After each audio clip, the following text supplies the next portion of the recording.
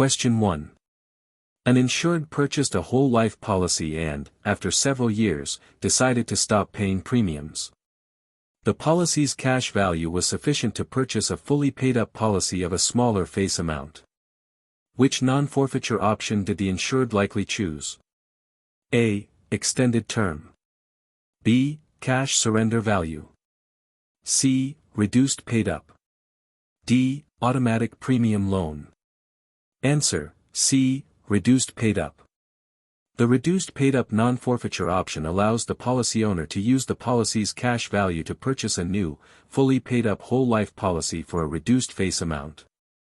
This new policy will continue to provide coverage for the remainder of the insured's life without requiring further premium payments. Unlike extended term, which uses the cash value to buy a term policy for the original face amount for a limited time, reduced paid-up maintains the whole life coverage but at a lower death benefit. This option is beneficial for policy owners who want to cease premium payments but still retain lifetime coverage. Question 2. Which of the following statements about a modified endowment contract, MEC, is most accurate? A. Policy loans are subject to income tax only if the policy is surrendered. B. Death benefits are typically taxable as ordinary income. C. Distributions, including withdrawals and loans, are taxed on a last-in, first-out, LIFO, basis and may be subject to a 10% penalty if taken before age 59 and a half. D. Premiums paid into a MEC are tax-deductible. Answer: C. Distributions, including withdrawals and loans, are taxed on a last-in, first-out, LIFO, basis and may be subject to a 10% penalty if taken before age 59 and a half. A modified endowment contract, MEC, is a life insurance policy that has been funded too quickly, exceeding federal tax law limits, and loses some of its favorable tax treatment. Specifically, distributions from a MEC, including policy loans and withdrawals, are taxed as income on a last-in, first-out, LIFO, basis, meaning earnings are considered to come out first and are therefore taxable. Additionally, these distributions may incur a 10% penalty tax if the policy owner is under age 59 and a half, similar to many qualified retirement plans. This differs from non-MEC policies where loans are generally not taxable. Question 3. An insured with a $500,000 life insurance policy becomes terminally ill with a prognosis of less than 12 months to live. The policy includes an accelerated benefits rider. Which of the following is most likely to occur? A. The insured can receive a portion of the death benefit while still living, which will reduce the amount paid to the beneficiary upon death. B. The policy will pay the full death benefit to the insured immediately, terminating the policy. C. The policy will pay the full death benefit to the insured's designated beneficiary immediately. D. The insured can only use the cash value, not the death benefit, for living expenses. Answer: A. The insured can receive a portion of the death benefit while still living, which will reduce the amount paid to the beneficiary upon death. An accelerated benefits rider allows a policy owner to receive a portion of their life insurance policy's death benefit while still alive if they meet certain criteria, such as being terminally ill. This payout is typically a percentage of the death benefit and is intended to help cover medical costs or other expenses during a severe illness. The advanced amount then reduces the death benefit that will ultimately be paid to the beneficiary when the insured passes away. This feature provides financial relief during a difficult time without completely liquidating the policy. Question 4. A beneficiary designation where the heirs of a deceased beneficiary receive that beneficiary's share of the policy proceeds is known as A. Per capita. B. Revocable. C. Per stirpes. D. Irrevocable. Answer: C. Per stirpes.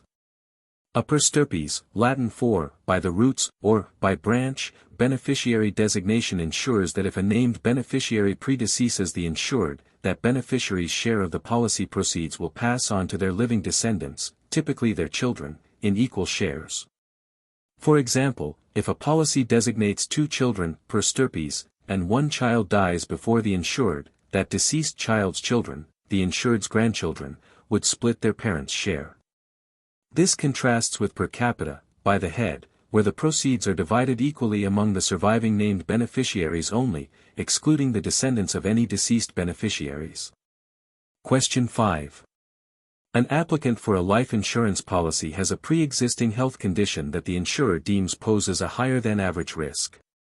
Which of the following underwriting decisions is the insurer least likely to make? A. Issue the policy with a standard premium rate. B. Issue the policy with a substandard premium rate, rated policy.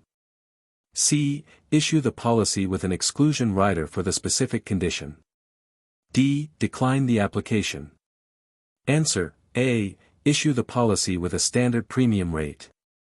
When an applicant presents a higher than average risk due to a pre-existing health condition, it is highly unlikely that the insurer would issue the policy with a standard premium rate.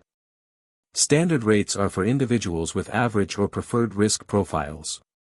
Insurers are more likely to issue the policy at a substandard, rated, premium, meaning a higher premium, to compensate for the increased risk. They might also apply an exclusion rider to specifically exclude coverage for claims arising from that condition or, in severe cases, decline the application altogether if the risk is too high. Question 6. The entire contract clause in a life insurance policy states that the policy document and what other item constitute the complete agreement between the insurer and the policy owner. A. The agent's soliciting materials. B. The insurer's internal underwriting guidelines. C. The attached application. D. The policy owner's personal financial statements. Answer: C. The attached application. The entire contract clause is a mandatory provision in life insurance policies that stipulates the policy document itself, along with a copy of the original application, constitute the entire agreement between the policy owner and the insurer. This clause is crucial because it prevents either party from introducing outside evidence to contradict or modify the terms of the contract. It ensures that the policy owner has a complete copy of the agreement and helps prevent disputes over what was or was not agreed upon. Question 7. A policy owner takes a loan from their whole life insurance policy's cash value. If the insured dies with an outstanding loan, what impact does it have on the death benefit? A. The death benefit is increased by the loan amount. B. The death benefit is paid in full, and the insurer seeks repayment from the policy owner's estate. C. The outstanding loan balance and any accrued interest are deducted from the death benefit paid to the beneficiary. D. The policy automatically converts to a term policy for the remaining death benefit. Answer: C. The outstanding loan balance and any accrued interest are deducted from the death benefit paid to the beneficiary. When a policy owner takes a loan against their whole life insurance policy's cash value, it is not actually a loan from a bank but an advance of the policy's own funds, with the cash value as collateral. If the insured dies before the loan is repaid, the outstanding loan balance, plus any accrued interest, is subtracted directly from the death benefit that would otherwise be paid to the designated beneficiary. This ensures the insurer is repaid and the beneficiary receives the net remaining amount. Question 8. What is the primary purpose of the grace period provision in a life insurance policy? A. To allow the policy owner to surrender the policy for its cash value without penalty. B. To give the policy owner additional time to pay the premium after the due date without the policy lapsing. C. To allow the policy owner to change beneficiaries without submitting a new application.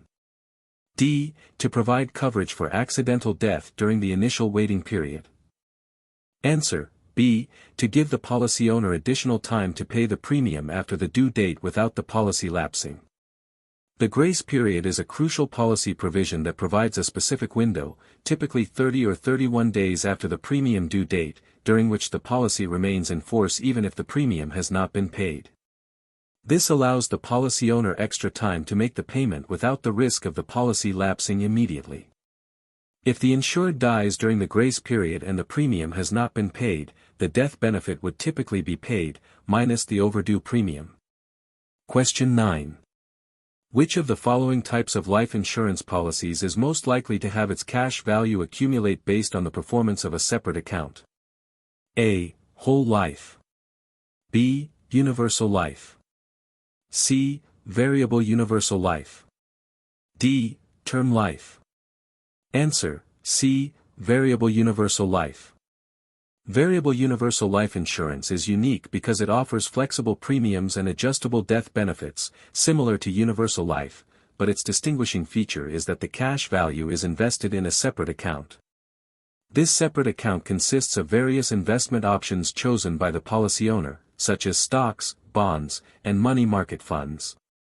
Consequently, the cash value's growth is tied directly to the performance of these underlying investments, meaning the policy owner assumes the investment risk. Question 10. All of the following are common non-forfeiture options available in a cash value life insurance policy except A. Extended term. B. Reduced paid up.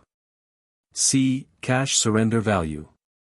D. Automatic premium loan. Answer: D. Automatic premium loan.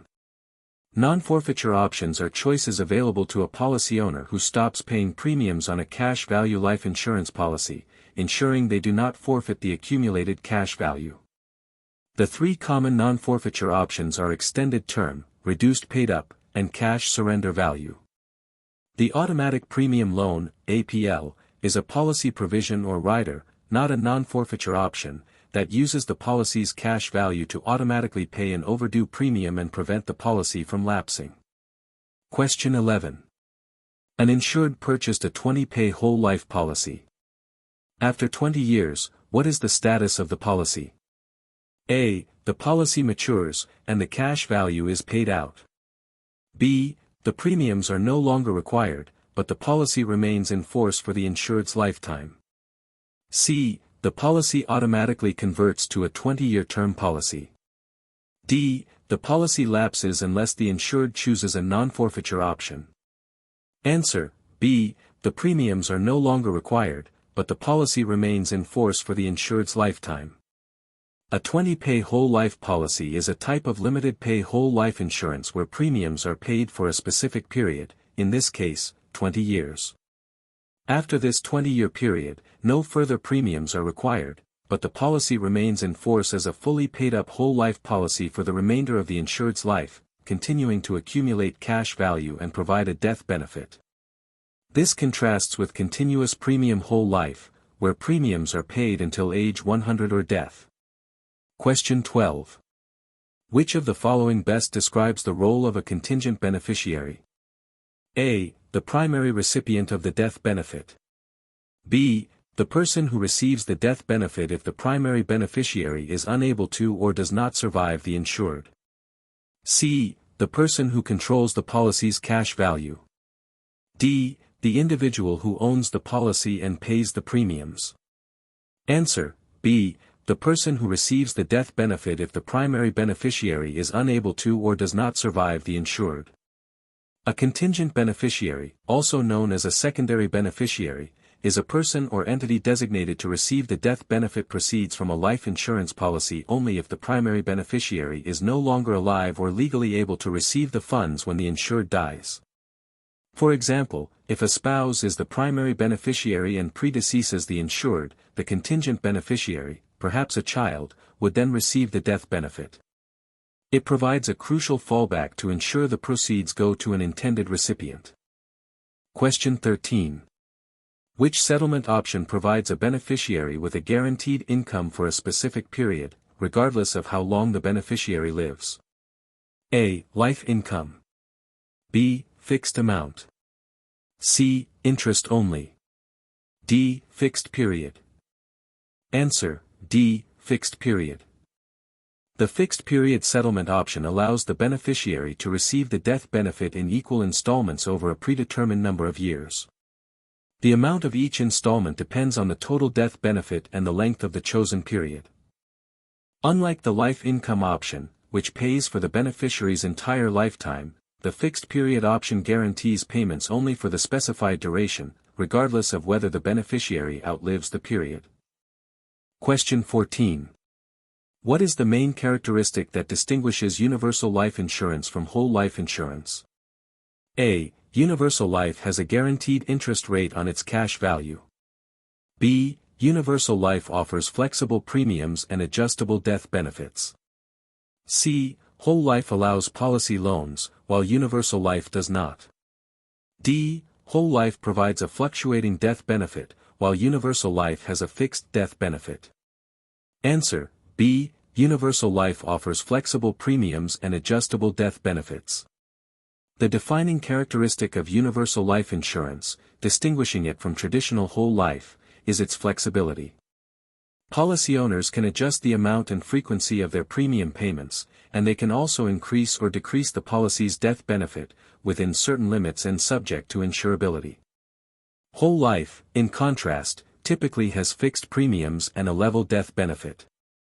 This flexibility in universal life allows policy owners to adapt their coverage to changing financial situations.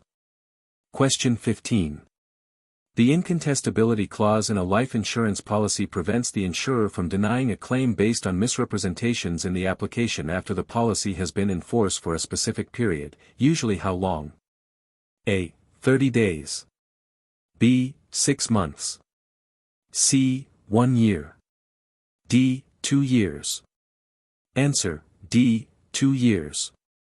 The incontestability clause is a vital life insurance policy provision designed to protect the policy owner and beneficiaries from an insurer contesting a claim based on misrepresentations or fraud in the original application. After the policy has been in force for a specific period, typically 2 years from the issue date, the insurer generally cannot deny a claim, even if a material misrepresentation or concealment is discovered, unless it involves a deliberate act of fraud in some jurisdictions. This clause provides security and peace of mind to the policy owner. Question 16. An individual owns a life insurance policy and wants to transfer ownership rights to another person permanently. Which type of assignment would accomplish this? A. Collateral assignment. B. Absolute assignment. C. Conditional assignment. D. Temporary assignment. Answer: B. Absolute assignment. An absolute assignment is the complete and permanent transfer of all rights and ownership of a life insurance policy from the current policy owner to another party.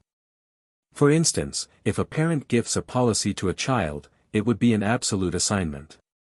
This differs from a collateral assignment, which is a temporary transfer of policy rights to a creditor as security for a loan, where rights revert to the policy owner once the debt is repaid. Question 17. Which of the following is not a characteristic of participating life insurance policies? A. They pay dividends to policy owners. B. They are typically issued by mutual insurance companies. C. Dividends are guaranteed and taxable income. D. Policy owners may choose how to use their dividends. Answer: C. Dividends are guaranteed and taxable income. Participating life insurance policies pay dividends to policy owners, reflecting the insurer's favorable mortality, expense, and investment experience. These policies are generally issued by mutual insurance companies, which are owned by their policyholders. However, dividends are not guaranteed. They are a return of excess premium and are therefore generally not taxable income, at least up to the amount of premiums paid. Policy owners typically have several options for how to use their dividends, such as applying them to reduce premiums, purchasing paid-up additions, or receiving them in cash. Question 18. An applicant has applied for a life insurance policy and has been classified as a substandard risk. This means the applicant: A. Is ineligible for coverage from any insurer. B. Will pay a lower premium than a standard risk. C. Presents a higher than average risk to the insurer. D. Must purchase a term life policy, as whole life is unavailable. Answer: C. Presents a higher than average risk to the insurer. A substandard risk classification indicates that an applicant for life insurance presents a higher than average likelihood of an early death or other claim event for the insurer. This classification typically results in the policy being issued at a higher premium rate, often called a rated policy, to compensate the insurer for the increased risk. It does not mean they are uninsurable, but rather that their risk profile, often due to health conditions, occupation, or hobbies, necessitates an adjusted premium. Question 19. The blackout period in Social Security benefits refers to the time during which a surviving spouse cannot receive Social Security benefits if they are still working. b. Dependent children are no longer eligible for benefits after reaching age 18, or 19 if in high school. c. A surviving spouse with dependent children is ineligible for benefits, from the time the youngest child reaches 16 until the spouse reaches age 60. d. All Social Security benefits are suspended due to federal budget cuts. Answer: c. A surviving spouse with dependent children is ineligible for benefits, from the time the youngest child reaches 16 until the spouse reaches age 60. The Social Security blackout period is a critical gap in survivors' benefits provided by Social Security. It is the period when a surviving spouse no longer receives Social Security benefits because the youngest child in their care turns 16, or 18, if no children are in their care, until the surviving spouse reaches age 60. This gap can create a significant financial challenge for families and highlights the importance of private life insurance to cover this potential income void. Question 20. Which life insurance rider guarantees the insured the right to purchase additional coverage at specified future dates or events without proving insurability? A. Waiver of premium rider. B. Guaranteed insurability rider. C. Accidental death benefit rider. D. Payer benefit rider. Answer: B. Guaranteed insurability rider. The Guaranteed Insurability Rider, GIR, is a valuable addition to a life insurance policy, offering the insured the option to purchase additional amounts of life insurance coverage at predetermined intervals or upon certain life events, like marriage or the birth of a child, without the need to undergo further medical examinations or prove their insurability. This rider ensures that the insured can increase their coverage as their needs grow, even if their health declines. Question 21. If an insured commits suicide within a specified period after the policy's issue date, generally 2 years, what will the insurer typically pay? A. The full death benefit. B. Nothing, as the policy is voided. C. A return of the premiums paid. D. The cash value of the policy only. Answer: C. A return of the premiums paid. Most life insurance policies include a suicide clause, which typically states that if the insured commits suicide within a specific period, usually 2 years, from the policy's issue date, the insurer's liability is limited to a refund of the premiums paid, without interest. After this 2-year period, if the insured commits suicide, the full death benefit would generally be paid to the beneficiary. This clause protects the insurer from individuals purchasing policies with the intent of suicide. Question 22. A key person life insurance policy names the company as the A. Insured and beneficiary. B. Owner and insured. C. Owner and beneficiary. D. Insured and premium payer. Answer: C. Owner and beneficiary. In a key person life insurance policy, the company purchases the policy, pays the premiums, and is named as both the owner and the beneficiary. The key person, e.g., a critical executive or employee, is the insured. The purpose of this type of policy is to protect the business from the financial loss that would result from the untimely death or disability of an essential employee. The death benefit would compensate the company for lost profits, recruitment costs, or business disruption. Question 23. An insured has a life insurance policy with an accidental death benefit rider. If the insured dies as a result of an accident, how much will the beneficiary receive? A. Only the face amount of the policy. B. Only the amount of the accidental death benefit. C. The face amount of the policy plus the accidental death benefit. D. The cash value of the policy. Answer: C. The face amount of the policy plus the accidental death benefit. An accidental death benefit rider, often called double indemnity or triple indemnity, if it pays 2 or 3 times the face amount, adds an additional death benefit to the policy if the insured's death is a direct result of an accident. Therefore, if the insured dies due to an accident, the beneficiary would receive the policy's standard face amount plus the additional amount provided by the rider. This rider only applies if death is purely accidental and typically excludes death from illness, self-inflicted injuries, or certain hazardous activities. Question 24. Which of the following best describes the human life value approach to determining the amount of life insurance needed? A. It calculates the amount based on the family's current and future expenses. B. It estimates the present value of the insured's future earnings. C. It determines the amount needed to cover specific liabilities like mortgages and debts. D. It factors in the emotional value of the insured's life to their family. Answer: B. It estimates the present value of the insured's future earnings. The human life value approach is a method for calculating the amount of life insurance an individual needs by estimating the financial value of that person's future earning capacity. It considers factors like the insured's annual income, years remaining until retirement, and a reasonable rate of return. The goal is to determine a lump sum that, if invested, could replace the income the family would lose due to the insured's premature death, essentially valuing the economic contribution of a life. Question 25. Which dividend option allows the policy owner to use the dividends to purchase additional coverage that is fully paid up and increases the policy's death benefit and cash value? A. Cash option. B. Reduction of premiums option. C. Paid-up additions option. D. One-year term option. Answer: C. Paid-up additions option. The paid-up additions dividend option allows the policy owner to use any policy dividends to purchase small, single-premium, fully paid-up whole life insurance policies. Each addition has its own cash value and contributes to the policy's overall death benefit. This option is a popular choice for policy owners who want to increase their policy's death benefit and accelerate its cash value growth without paying additional out-of-pocket premiums.